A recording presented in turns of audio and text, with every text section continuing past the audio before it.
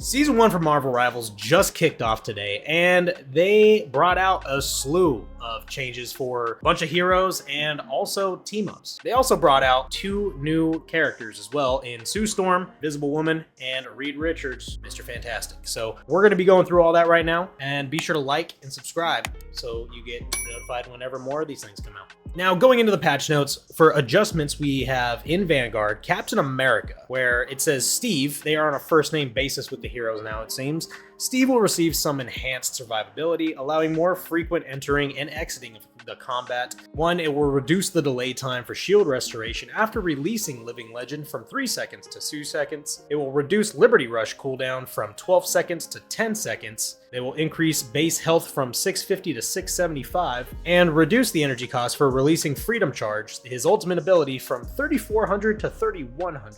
And reduce the additional health provided per second to self after releasing it from 110 to 100. So a couple little buffs and also a little nerf for his ult. Moving on to Doctor Strange, we will be reducing the threat range and increasing the defense window of the Sorcerer Supreme. Add damage fall off to Maelstrom of Madness and Gamma Maelstrom, starting at 5 meters and reducing to 70% at 8 meters. Slightly decreasing the shield value recovery rate after releasing Shield of the Seraphim from 80 seconds to 70 seconds. So you can see Doctor Strange's shield a lot more from now on. Next up is Thor. The God of Thunder could use some slightly increased survivability and improve the success rate of his ultimate ability. They will increase base health from 500 to 525, which is really good, and also added immunity to control effects during God of Thunder, which is his ultimate. Next up is Hulk. Dr. Banner has been dominant, but some decreased sustained combat capability upon entering the battlefield will bring him more in line with other Vanguards, and they are going to reduce the Indestructible Guard Gamma shield value for Hero Hulk from 250 to 200, so that shield will not last as long as it used to.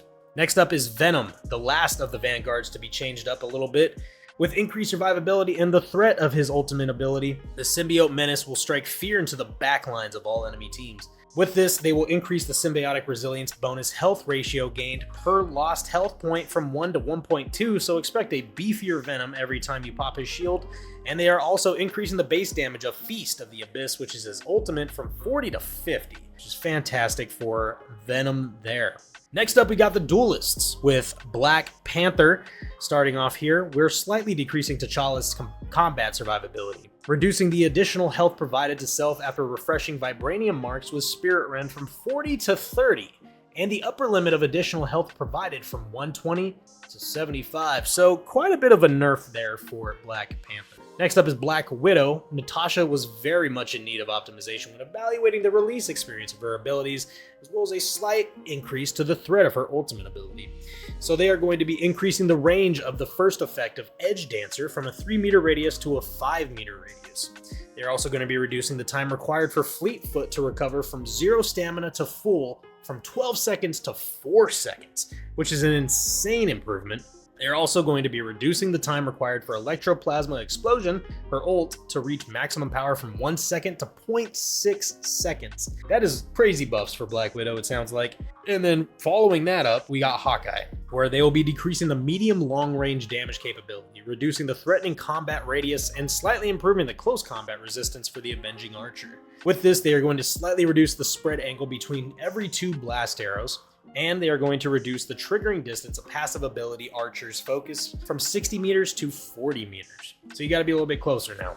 Reduce the maximum additional damage of the passive from 80 to 70.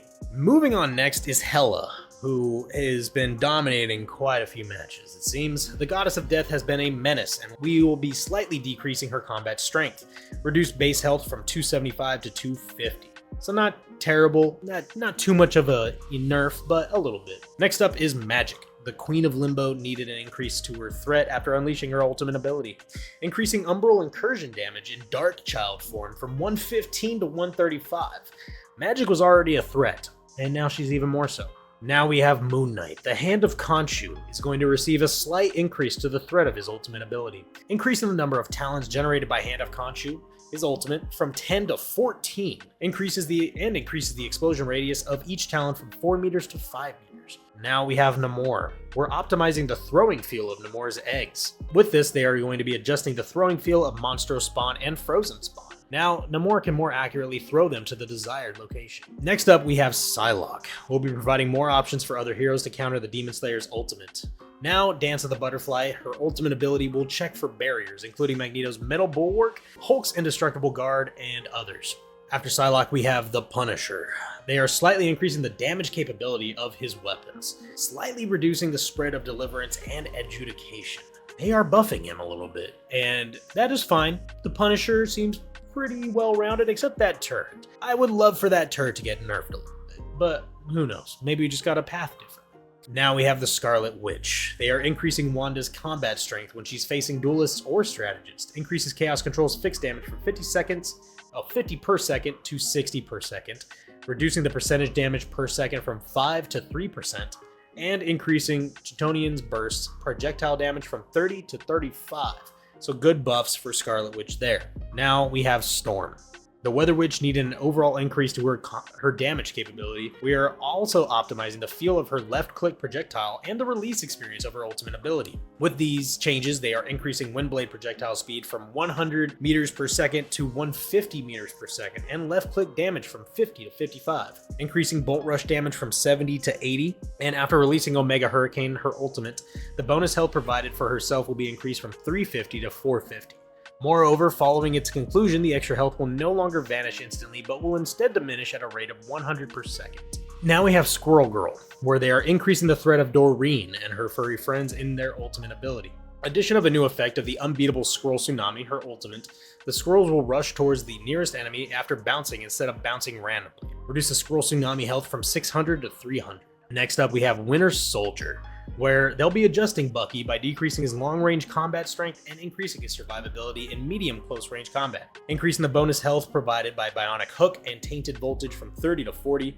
They are increasing Rotor Stern's projectile damage from 70 to 75, reducing the area damage from 70 to 65, and reduce damage decay from 65% at 40 meters to 60%, and they are increasing his base health from 250 to 275. Good buffs there for Winter Soldier, who is already a top contender. And lastly, for the duelist, we have Wolverine. Logan will receive an increase to basic combat strength, but a slight decrease to the additional survivability after activating Undying Animal. They are going to be increasing base health from 300 to 350, reducing the damage reduction ratio provided by Undying Animal from 50% down to 40%. Now on to the strategists, with Cloak and Dagger to start things off. Ty and Tandy will receive an increase to their healing capability, as well as an expansion to the coverage area of their ultimate ability. With this, they are going to reduce Dagger Storm's cooldown from 15 seconds to 12 seconds, and they are going to increase the number of dashes in Eternal Bond for their ultimate ability from 3 to 4.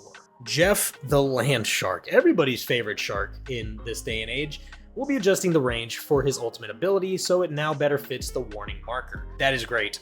That has been kind of annoying, but Jeff is a GOAT, so whatever.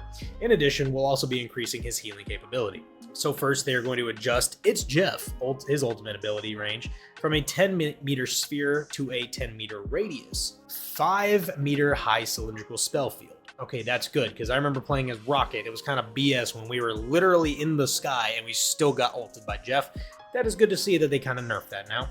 And they are going to increase the healing of Joyful Splash from 140 per second to 150 per second. Next, we have Luna Snow. While we've enjoyed her dropping the base, we've made adjustments to Luna's ultimate ability to prevent players from abusing its healing capabilities. With this, they are going to increase the interval for switching between healing and damage in Fate of Both Worlds, from 0.1 seconds to 0.5 seconds. So that's a little bit of a nerf there, but that is good. With Mantis, though, they will be making Mantis a bit less fleet-footed, reducing her roaming support capability. With this, they are reducing Nature's Favor, her passive movement boost, from 2.5 meters per second to 1.5 meters per second.